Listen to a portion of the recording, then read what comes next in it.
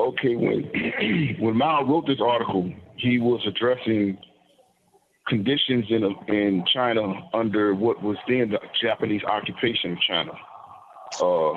It was prior to World War II when Japan had invaded China in an attempt to seize control and establish a colonial power over Chinese society. And Mao was struggling with those people who were part of the Communist Party who didn't really have an objective understanding of how to analyze conditions so as to provide a correct material leadership in the struggle against the Japanese occupation. And he was drawing from the history of China, feudalist China. China, a large part of Chinese society was feudalist under, the various different dynasties where they had the monarchical system, society ruled over by emperors with, the masses of peasants producing the labor that empowered the emperors and the landlords and the gentry, etc. So he was explaining how the development of scientific knowledge evolved with the development of production in society, from different stages of material development of the economic system. From the more primitive systems, people's understanding of the world around them was limited by their experience in production, in working up the basic materials that they needed to survive. So when you have primitive means of producing for social needs, like just going in nature and gathering things from nature, like just picking fruit and digging up tubers and gathering carcasses that may have been killed by predatory animals, and then bringing those carcasses back to the settlement and dividing it up and eating it. That's not really an advanced form of economic life. So technology is very low. So with technology being very low, science or unscientific understanding of nature and the forces of nature is very low. So people tend to be more metaphysical in their thinking. They tend to attribute things in society and nature, etc., as metaphysical. These are forces of gods and spirits and different forms of nature gods that are the forces behind conditions in nature, because they don't understand scientifically how these forces work together to produce the different phenomena in nature, how plants grow, what causes the sun to set and rise, how planets are situated in in space, etc. So he was explaining that as societies evolved from these more primitive societies up to the more advanced industrial societies under capitalism, scientific knowledge evolved and technology evolved, so that man's intelligence, or human beings' intelligence, develops in at a corresponding rate of sophistication. So he was explaining that you have 1 minute remaining. From practice within our productive systems and other aspects of social development, our intelligence develops, or our knowledge develops. So that was how he used the history of China to explain how people's knowledge, or how different levels of knowledge evolved from a more primitive to a more advanced materialist understanding of society and nature, etc. So does that help? Yeah, I think that was an important interjection from Comrade Sojourner. That provided a nice little background to what we're actually talking about, to put it in context, at least for me. Yeah, thank you. That was good. Okay, all five people. Hold on, let me call back and see. Thank you for using GTL. So part of the challenge with giving PE from inside the prison is that the little recorded lady interrupts us every 20 minutes. So that's she's coming right back. That's my best friend. That's your best friend? Uh-huh. I don't like her. I want to fight her. I'm a fighter if I catch her. Yeah, me too. I'm being sarcastic. I'm like strangely used to that voice for some reason. Like, Really? I'm used to her, but she always picks the most inopportune times to interrupt. It's usually when someone's about to make like a really good point or provide clarity on something, and still hop in the conversation. My theory is that they investigated at what point in the conversation approximately do things get intense or meaningful, and they decided to optimize their job. They're going to put the interruption at that point. That's too real. You know, they was in the lab talking about at about 23 minutes and 14 seconds. This is right where people be having the breakthroughs. This is it. Man. Yeah, it's good to hear her voice because you know you're talking to a loved one, but it's like, can you just for 1 minute, please? I just said she's consistent. That's what I always say. She's always consistent. She don't have any favorites. And you get to the point, you know almost exactly when she's going to come in. You're like, yeah, she's about to come in. I don't have much time. Yeah. Oh, my God.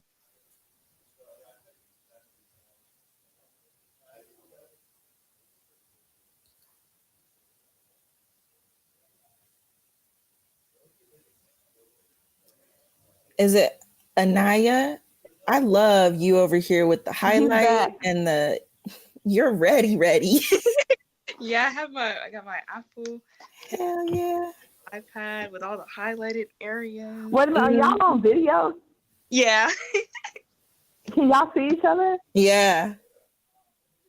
I want to be on video. I'm on my laptop, so that's probably it. I'm currently. Yeah, I probably should have used my laptop. Welcome. I'm out here sitting up in the car with my phone. Ain't mad at you. Anaya, did you say you're on your phone? Yeah. Okay. So you can do it on the phone too, I guess. From your phone, but you have to be in the app. She's not in the app because she has to bring Rashid in. Yeah, I super appreciate that. Yes. Sorry, timing. Jade is definitely going to inject some incitement into these studies. Or annoyance. We'll see. Okay, you were giving us the context of the what was going on. Yeah, the historical context of this article and how Miles placed it in, trying to decide what was going on and why. So, diving into the article, I would like to begin with the first question. What is the difference between indirect experience and direct experience? I guess one example of direct experience would be like touching a hot stove and being able to explain what that experience was like, as opposed to someone watching someone touch a hot stove. I could probably explain that experience and, what the person did, how they reacted, if they jumped back, but it still wouldn't be the same as having experienced that myself.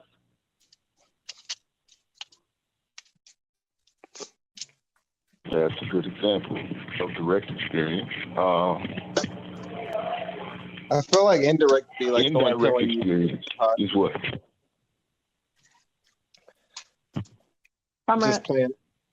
Just playing off of what was just said. I feel like indirect experience was someone just telling someone the stove is hot, and them not actually experiencing it themselves, but they got told that it was hot. But then they're not gonna really know what hot means though until they actually touch that hot stove. Yeah, I think a really simple example is like with food. Like you could tell somebody what something tastes like, but it's nothing that's, it's not comparative to if you're actually eating the food itself.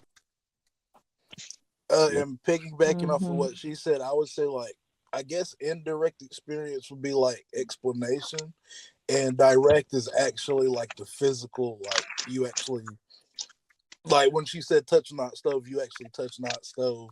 But like the indirect would be like you visualizing it, like you actually just seeing the person doing it and then watching their reaction, and then you're explaining it to like other people what just happened. Mm-hmm. And certain things, I think it's, like levels with that. I think certain things, even when you just directly experience it, it's so powerful that you can almost feel like you're directly experiencing it. Like, just things that are like painful or something like that. And you're seeing somebody's reaction and you're like, oh, I know that, I know that hurt, or I could just imagine that feeling. Because it's such a powerful, just indirect observation of it. You're like, wow, I almost feel like I was there, but it's definitely nothing that compares to actually being in it yourself. And I had another point, but I forgot it. Maybe it'll come back to me. I'm getting old over here. Yes, you all have it. Yeah, you all have it pretty much summed up.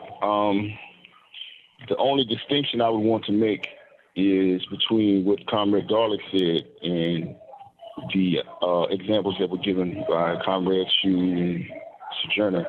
Okay, indirect experience is, yes, a person not experiencing something themselves, but it's someone who has experienced something themselves explaining it to you. Like what you were reading a book about travel in another country, or somebody's explanation of an experience, say being burned by a stove. It's being informed through someone who has had direct experience of something that you have not had direct experience of. So you're getting a secondhand sort of set of information or ideas that explain to you something that took place that you didn't experience yourself. So that's just the specific distinction between direct experience and indirect experience. It's like a secondary source. Does that help? That's a super helpful distinction. So like, it's kind of like in a relationship between a child and a parent telling that child, hey, don't do this because of these natural consequences or whatever, as opposed to having zero experience about that thing at all. It's more so coming from like, nah, because I used to sneak out when I was your age and this, that, and the other kind of thing. Right? Right. Yeah, I like to think of it too, like if I may. Oh, go ahead. I was just going to say, I like to think of it too, is like whenever you read in a book and you're looking at the source materials and whether or not the source is a first-hand account or a second-hand account, of like some information. Like, are you reading something that someone was told something, or are you reading something from the person that experienced it themselves? Yeah, that's an important distinction as well, and it kind of is a distinction that they make in law in the court, between hearsay and direct knowledge. If somebody testifies to something, they're usually required to have witnessed it or experienced it themselves, opposed to them repeating something that somebody else told them that they witnessed or experienced. So the value of informing somebody of something. You're breaking up. Okay, can you hear me? Yeah, the value of informing. The value of informing somebody, the credibility of it is greater when they experience something directly themselves, as opposed to them telling you what someone else told them. Because then the quality of the experience starts to break down, because you have what is in human experience, a person substituting their own perceptions for what someone else may have experienced that they didn't get the full experience of themselves. That's interesting. Let me, for clarity, because I thought the distinction that you made earlier with what Comrade Garlick said was important, and I want to make sure I understand this. So, what would it be? And if I'm getting ahead or off topic, just gather me up and bring me back. But what would it be then? I'm trying to think. Garlick said, okay, so the difference would be not, okay, as opposed direct experience would be the person who actually touched the stove, okay? And indirect experience would be the person who was informed of what that was like by the one who actually touched the stove. So what would it be just to observe someone doing something?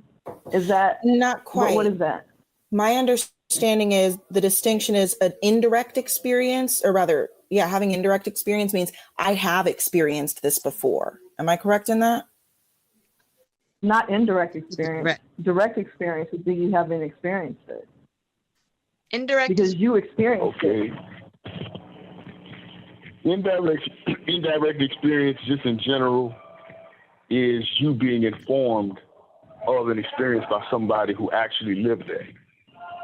So in any context where I actually did something, or I actually experienced something, I actually saw something, I actually lived in a given situation or environment, and I tell you about it, that's indirect. You are the recipient of indirect experience. The experience that you have of that event is indirect because you didn't participate in it yourself, but you were told about it by someone who did. I get that part. I'm talking about what is the difference between being told of it and observing it? Because in the example I gave, the person wasn't told. Is that a different type of experience? Like that is also indirect experience. Okay. I just wanted to make a distinction in how conveying the information through a particular source or a particular medium. Okay. So you're still being indirectly. Observation can still be indirect experience. Yeah, it can be direct experience actually if you observe the damage done and you say, okay, I know touching a hot stove will cause this type of injury, etc.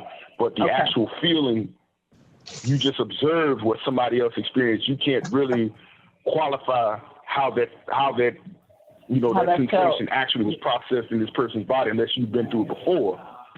But yeah, it's still indirect experience in that context. It's direct experience to the extent that you are witnessing an event that took place and the context of it, etc. That is a direct experience. Depends on what aspect of that experience you're talking about. Okay. Does that confuse you, or does that make it clear? No, that actually makes it clear, and I don't want to muddle it for anybody else. But I just the observation part threw me off. That was helpful. That was very helpful. Thank you. Yeah. Yeah, and then think about. Let me stray for just a minute because I want to give a broader context to the discussion so comrades really grasp what we're dealing with. Okay. The reason this discussion is so important and understanding this whole concept is important is because it informs us of how to solve problems, understanding how we come to know things. In the human context, if you don't know something, you're not going to be able to change it. If you don't understand something, you're not going to know how to struggle with it to correct it. Say, for example, if you live in a house or you move into a house, but you don't know that windows are broken, the water's turned off, that you have a gas oven that may be turned on with the gas leaking, you have a rodent problem. If you don't know what the problems are in this environment, then you definitely will not have a safe environment, and you would not know how to correct that environment to make it safe. So you would have to develop a factual understanding of the conditions under which you are placing yourself and what needs to be done to bring those conditions into conformity with a safe environment that you want to have. So in any situation, it's important that the knowledge we receive is accurate. It accurately reflects the environment that we're in or the conditions that we're struggling with so that we can correctly change those conditions to produce the result that we aim for. So that's why it's important that we understand how we develop knowledge and how to accurately develop knowledge so that we have a true understanding of what it is we're struggling with, the conditions under which we're struggling, and what needs to be changed and how so that we can produce the environment that we want to produce. In the context of revolutionaries, we need to understand social conditions, world conditions, political conditions accurately so that we know how to change what needs to be changed and how to go about maneuvering within the conditions that exist to bring about the changes that we desire to produce the results that we are aiming for. Does that make sense? Perfect sense. Yep. Okay, with that said, what is the difference between perceptual knowledge and conceptual knowledge? And I'm open to comrades explaining, give me some ideas that illustrate it or give, a deeper understanding on what the differences are. Okay, I guess I can dab at it. Yeah. So what I think perceptual knowledge is like kind of like a surface level understanding of a situation, or kind of like a preconceived notion of something. Like you see like what's happening, and you kind of like form of an impression, or just like it's not, you haven't reached a deeper level of understanding of it, but like like you have like some form of knowledge around it, I guess. I don't know. Like certain features of it, certain aspects. Yeah. Mal gave a really good example, and I think it was On Practice. He gave an example, and I think this is what Comrade Anaya is trying to say. I wish I could remember what exactly he said, but he talked about when you visit the city and you learn certain streets, or you go to the theater, or you go here, or you go there, and you that's kind of like your perceptual knowledge. But once you understand how all of those things fit together, and you're able to move throughout the city and go places and find your way, you start understanding it on a conceptual level. I know I messed up his quote. Like, that's probably nothing like what he said, actually. I have... Do y'all know what part I'm talking about? When he was like, as a tourist, when you go to the city, and it's like, okay, here's this, here's that, and you're perceiving that, you see it, okay, you can identify that, but you don't really know how the city fits together yet. Like, you couldn't get dropped off in one end and find your way to the other. But once you're able to understand it that way, then that's like a conceptual knowledge of the city. So it would Actually, pretty much that's be perfect. like, Hold on. I was saying, like, couldn't it be like a way of like rational type of thinking? So like you don't necessarily grasp like what it actually feels like to walk around like these different cities, but you're gonna have a perception of like a feel of what you're about to get into, like if you were to walk through these cities or certain parts. Okay, actually, Shu's explanation was a perfect summation of what Mal explained as perceptual knowledge versus conceptual, how perceptual knowledge develops into conceptual knowledge. Before you even enter an environment, when you have certain preconceived ideas about the environment, that is not knowledge at all. Those are preconceived ideas. Those are certain views that you may have beforehand. Perceptual knowledge is when you actually enter that environment and you begin to take in the features of that environment through your senses, your perceptions, your eyes, smell, taste, touch, hearing. You actually experience the environment and you start to see certain aspects of the environment. That is the perceptual stage. Basically, it's your experience with the environment or certain features of the environment through sense perception. Conceptual knowledge starts to develop as you take in the environment more and more and more. You gather more data, more information. You acquire a greater quantity of information from the environment. Then you start to make predictions. You start to be able to say, okay, this is a place that I know at this time these sorts of things are going to happen, and I like this environment here, and I predict that if I go here on certain nights, I will have this result. This is a good place that serves food that I like to eat, and this is when, there are not a lot of patrons in here, and I can go in here, eat and enjoy my meal without a lot of, traffic. This is a place that I can hang out on the weekends. You start to develop theories and ideas about the environment, how to make the environment conform to the things that you want, the way that you want to exist in the environment, what you're comfortable with, how to generate the things that interest you, and interact with people who you may be responsive to, or you like, or develop a social network, etc. So it's starting out with a surface knowledge that you develop just by observing an environment and starting to interact with the environment. That's the perceptual stage. The conceptual stage is when you start to develop theories, you start to be able to predict certain things in the environment, and you therefore get a deeper understanding of the internal nature and characteristics of the environment.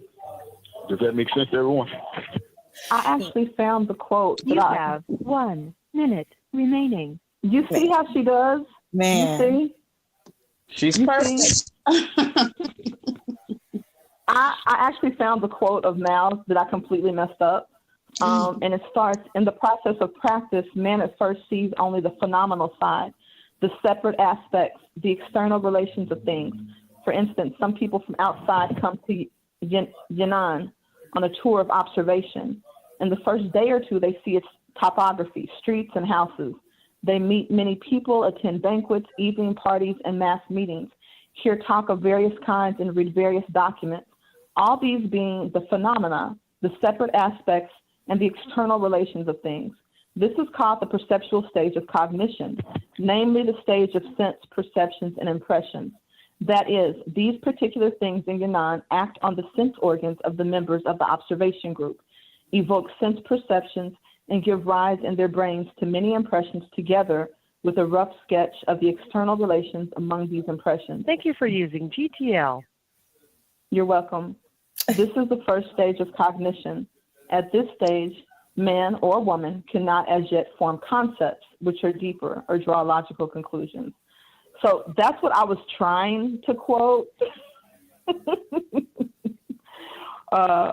with my ramblings about going to a town or something. That's what I was trying to say. You did a pretty good But job. I don't know. You did. You still got the point across. Your example was still good. You know it wasn't exactly that. Mm-hmm. No, but I like Mal because to me he's easy to understand in my opinion. Mm-hmm. I've read other theorists that aren't as plain spoken, that can be confusing. My litmus test with people is like, I'll have them read Combat Liberalism, which is all of 2 pages. It's like 19 or 19 statements, right? That's my litmus test. And I'm about to organize with someone. I'm like, have you read this? What are your thoughts on it? Let's talk about it. And if they are really resistant to the things that he brings up, I'm like, we're not about to do prison abolition work. We're about to do ego work. Yeah. Combat liberalism is a foundational piece. Sure, I might have to print that out. Hang on, I'm about to add Rashid back. But yeah, no, print it out. It's on Marxist.org too. It's real short. It's nice and concise, and it's like it makes so much. It's just so applicable to so many different things. Yeah, I've read it a few times, but you just reminded me. I was like, and I have a printer now, so I'm trying to oh shit, I got a printer. I can print shit. You better season me. Come on. All right, we're back. Yeah, when I got cut off, you were reading a quote from Mao on perceptual and conceptual knowledge. Yeah, because I wanted them to understand. Like, I knew what I was trying to say, but I thought Mal could say it better because he can, and he did. So. And he did. I think there's a Ho Chi Minh quote where Ho Chi Minh's like, I don't write theory because Mao already wrote what I would. Right. So does everyone have an understanding of the difference between perceptual and conceptual knowledge? Yeah, I think so. Yes. I'd like to think so.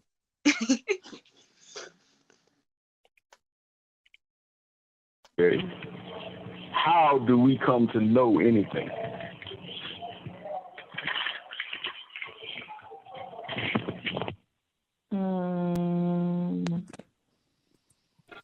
think it's from a combination of things. I think it's from things that we've talked about already. Sometimes you experience it directly. Sometimes you observe it. Sometimes somebody tells you about it. Sometimes you read about it. And through all those experiences, when your knowledge goes from perceptual to conceptual, then that's when you have a grasp of that knowledge. Yeah, practice and observation, I would say, basically. I agree with Comrade Sojourner. Yeah. I mean, same. I just want to add on to that. Environment has a great deal to do with this as well.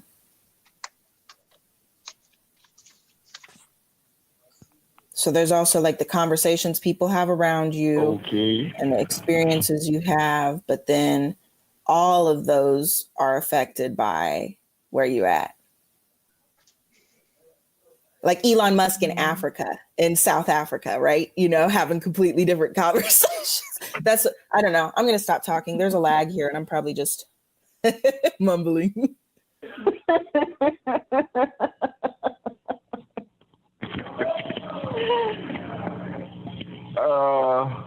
Okay, well, the environment actually may be the thing that you're trying to develop knowledge of through your experiences, your perceptions, and from your continued experience and perceptions, you get a deeper grasp of the conditions, the contradictions in the environment.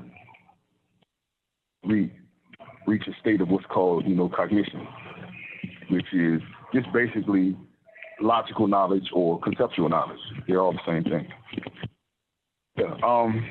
Just by continuing to gain information, to observe, to interact with the environment or whatever the thing is that you are attempting to learn or that you're developing, an understanding and knowledge of, and just by taking in more and more information, you get a deeper and deeper understanding until, as Miles said, there's a leap in your understanding, your cognition, and you start to be able to gain a deep insight on the internal relations, the essence of a thing, and you can predict the results of it, the processes of it, how it works, how certain things will play out in a given situation.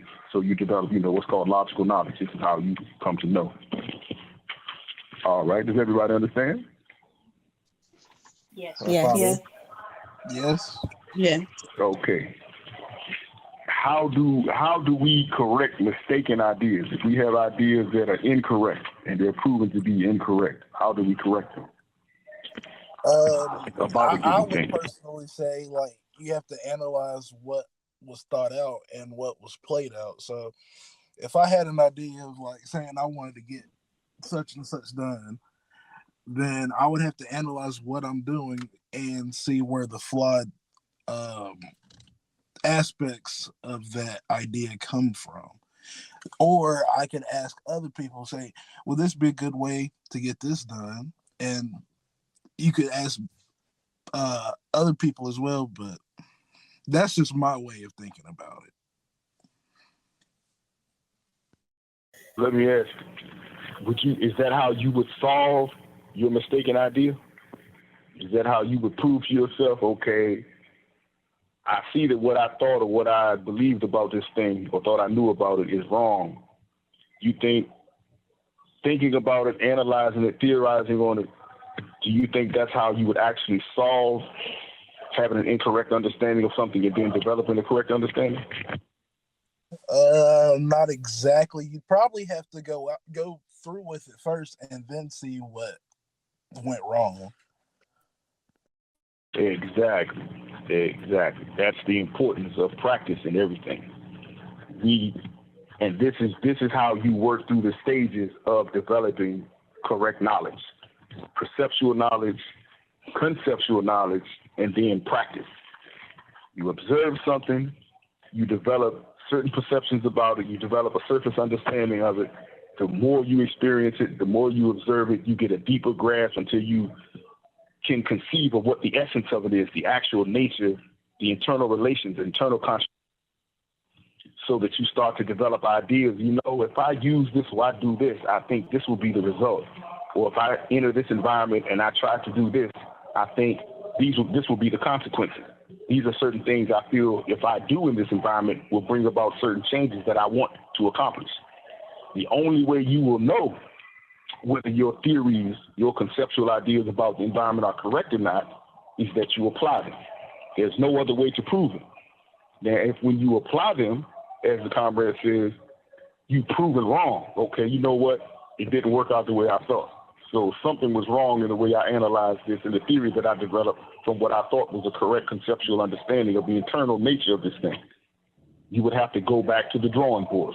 Like he said, analyze it, reevaluate it, go through more experience, gain more perceptual knowledge, reassess it, look for the errors that you may have made, but the only way that you will know whether you were wrong or right, in which you have now theorized again after you went through a larger process of experience and observation and perception, is you have to return again to practice.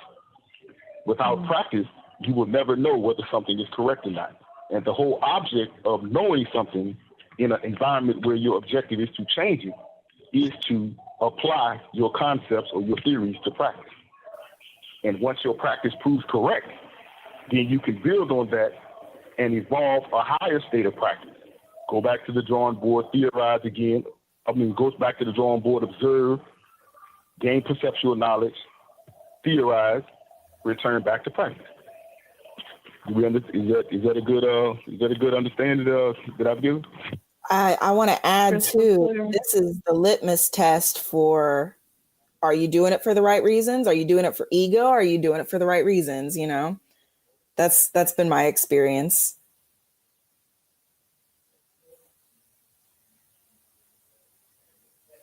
Okay. I guess, yeah.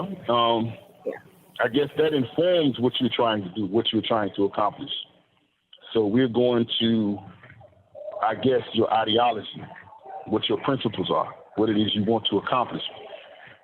Before we arrive at that, though, we have to have a correct understanding of how we would bring about changes in any context, whether it's for good or for evil. And this informs how we can correct other people's practice if their motives are wrong. I said EGO. Sorry if it sounded like I said evil. But yeah, no, completely.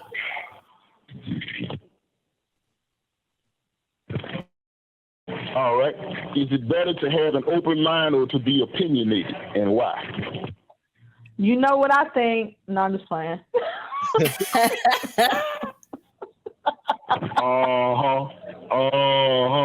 For those who know me on the call. No, that's just a little jokey joke. Obviously have an open mind, even though I have hella opinions too, though. Yeah, Well, I think you've got to have a little of both.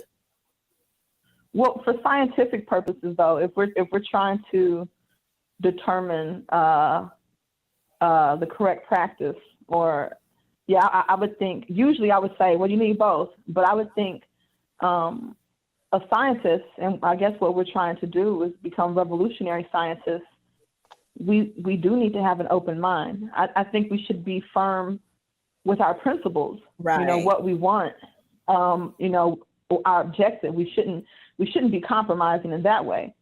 But when we're presented with different information, I recently had to change my stance on something that I was very passionate about, and I had to self-crit because I was wrong. I was flat out wrong. And, when we're presented with different information, with facts that prove the contrary, we have to be able to let go of our opinions when we're presented with facts, in my opinion. I'm an opinionated motherfucker too, so I feel you. Everyone that's close to me knows I got hella opinions, but I try to be open-minded. Yeah. But I think that's kind of what she was saying is like, there's a difference between opinions and principles. Mm-hmm. And I like that distinction because I think that was what I was trying to initially communicate. But I really like that distinction. You can be an opinionated person with an open mind as well. Like, I think the best case scenario is to have a balance between the two. So like, okay, so this person may have, like I was saying earlier, like this person may have an idea and I might have an opinion on that idea, but that idea might work better than what I'm thinking. So like the reevaluation conversation we just had, practice and experience makes perfect for it. However, you can still have an opinion, but that opinion may not be right, but the idea may not be right. But if you put them together, then you might have a solid foundation. But it's all about building the foundation with the open-mindedness and with the opinions. I think you have to be willing to let go of your opinions, though, if your opinions are proven to be incorrect. You know what I mean? Like, I think I get what you're saying. Like, yeah, obviously people, we have opinions on things. I mean, we just do. We're human beings. But I think some people, and I have been known to be one of these people, I'm working on this. It's like once I get something, Bob, I see, once something is in my mind, then it's like, no, fuck that. That's the way it is. You know what I mean? Right. And that's the Capricorn. The scientific approach, like we can't. Listen, we cannot be like that though, because here's the thing. As we are presented with new information, things that are proven to be correct or incorrect, we have to be able to let go of those opinions and adjust to that new information that has been proven to be correct. Otherwise, how do we improve upon our practice and get rid of bad ideas if we're wedded to our opinions? You know what I mean? I think it's human nature to have opinions, but we can't be wedded to them to the point to where when we're presented with new information, we're just like, no, I don't care what anybody shows me. This is how I feel. Like, I think that's incorrect. Yeah. That's a In all beautiful fairness, analysis. I don't think we would be revolutionaries if we didn't have strong opinions. But what we just have to remember is that you always have to have your mind open to consider that it could be some additional factors that you have not considered. Like, did you form your opinion from facts or just from conjecture, just because you think you know what you know? But your feelings, that's a big thing, if you're like me. I can be subjective sometimes, and, feelings will lie to you, and feelings change. We can't base our work upon things that fluctuate like that. So, you know what? I will end this whole call. Why'd you do that?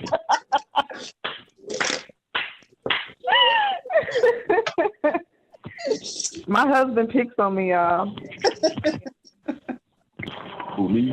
I would like to point something out, a contradiction that I think is important under the circumstance.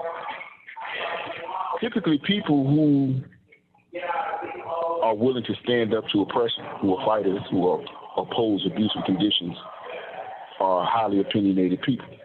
They're people who have a strong passion, a strong perception about views that they hold, and they are willing to stand up against oppressive conditions that contradict those views.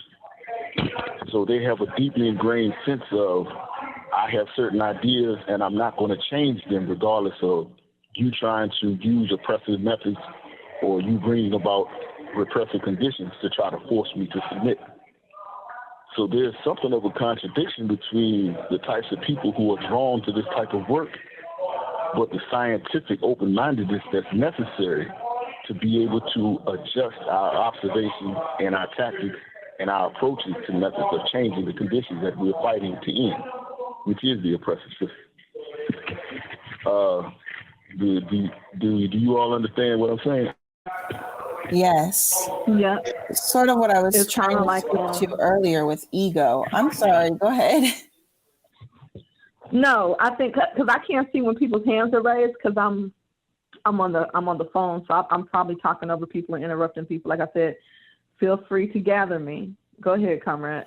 No worries. I was gonna say that. Well, for the record, we're not doing the hand raising thing. I'm sorry if we are, and I just didn't pick up on it, but I didn't even notice. But I don't know. I don't know if we are or not. I just know that I can't see it. No worries. So I was going to say that I think a big piece of that is ego. Like when we get into revolutionary work, we generally do it because of genuine knowledge on it or direct experience relating to oppression. And so when we get into it, we're very fiery. And a lot of that fire is opinion based. A lot of that fire is ego based. And a huge aspect of sustainable organizing that I'm learning right now. This is a crash motherfucking course is you really have to like kill your ego, snatch that little bitch up and be like, what are you doing to me right now? Stop. I want to do this because I really genuinely care about these things, not because I care about how I look, not because I care about getting in the last word, not because I care about being right, but because I am dedicated to the pursuit of learning what the correct line is. Even if it's not the one I came in here thinking, you know, I might have come in being, I'm an anarchist, I'm an anarcho-communist, I'm a whatever, you know, and that might not be the thing by the end of our journey. It takes ego killing, removing that ego to be like, okay, let's really look at the facts instead of just how it feels. Mm-hmm. That's a beautiful point. Mm-hmm. There's a lot of truth to that. Yeah. I had to really work with Rashid on his ego when we first met. Oh, you did, did you?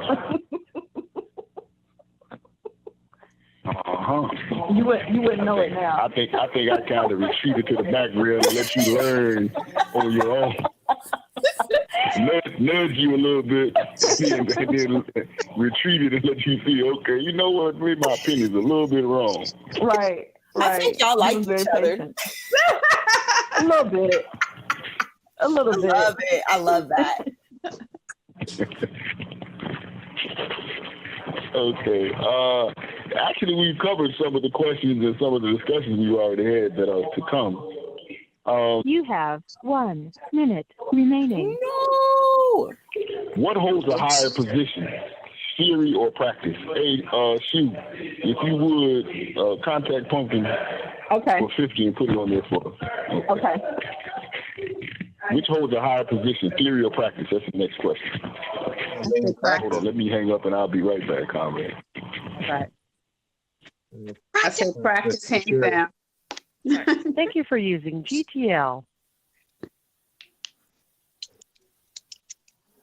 Y'all saying practice, final answer? Yep. I think it's a trick question. I think it is too. I think it's a trick question. I think it's both. I think no, it takes both, but like if I think practice is more important because it's like you can get, and that is true. You can get all the information you want. You know, you can be given every right information, but if you don't do anything with it, it's useless.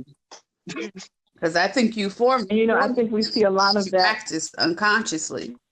You're just putting it, you're putting it into practice just in your doing. You just haven't like necessarily thought about it and, come up with this like clear concept, but you do what you do for a reason and with some type of rationale in mind and some type of, like I'm going to do this way. Like when we do serve the people, sometimes people don't want to get with the program. I'm like, okay, it's a assembly line.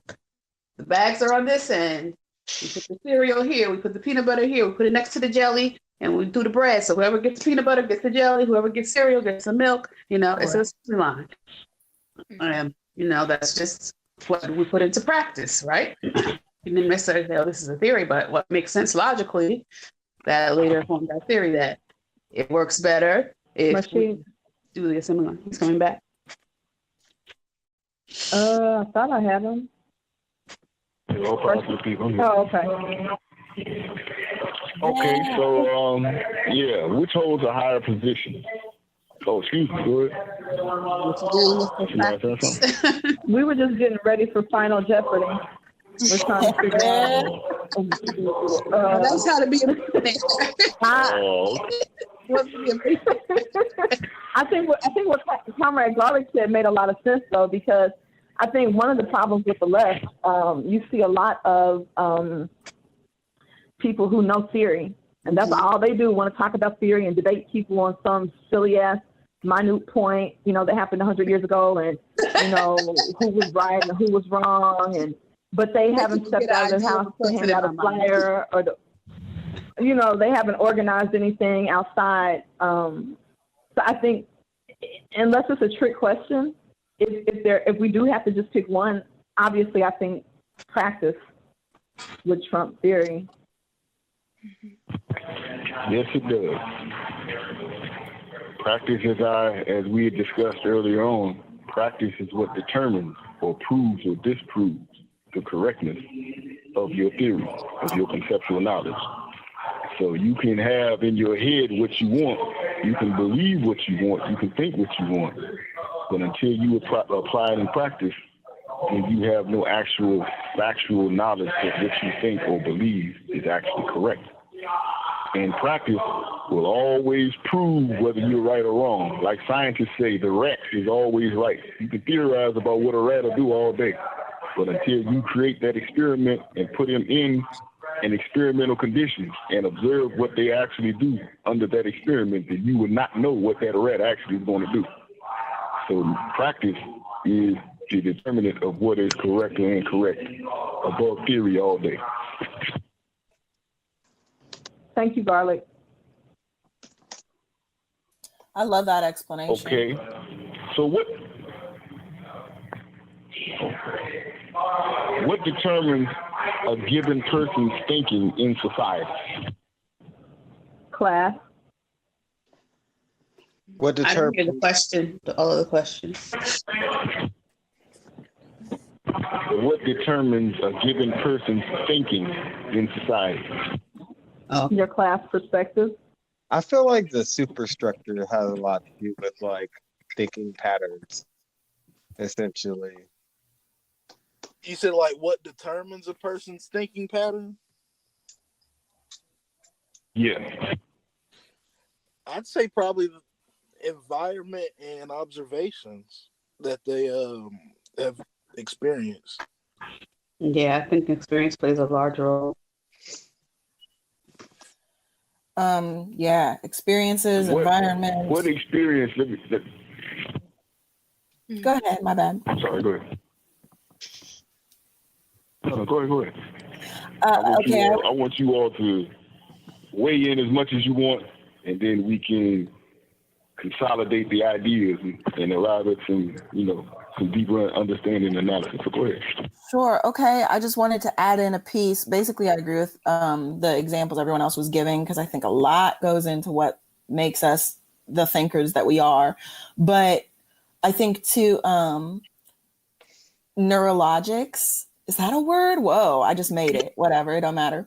Neurologics has to do with this. Like, for example, I have several autistic or neurodivergent comrades, and I myself, and I'm an autistic comrade. So a lot of times particularly the patterns too, not necessarily the theories that we agree upon, but the thinking patterns and how we arrive